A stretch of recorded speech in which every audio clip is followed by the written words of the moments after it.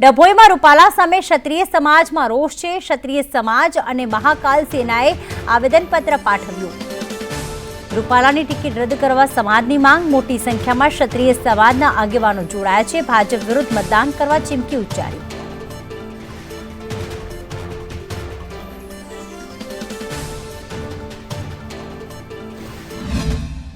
તાલુકા સેવા સદન ખાતે ડભોઈ રાજપૂત સમાજ, કરણી સેના તથા મહાકાલ સેનાના સંયુક્ત ઉપક્રમે રાજકોટના ઉમેદવાર રૂપાલા વિરુદ્ધ આવેદનપત્ર આપવામાં આવ્યું છે।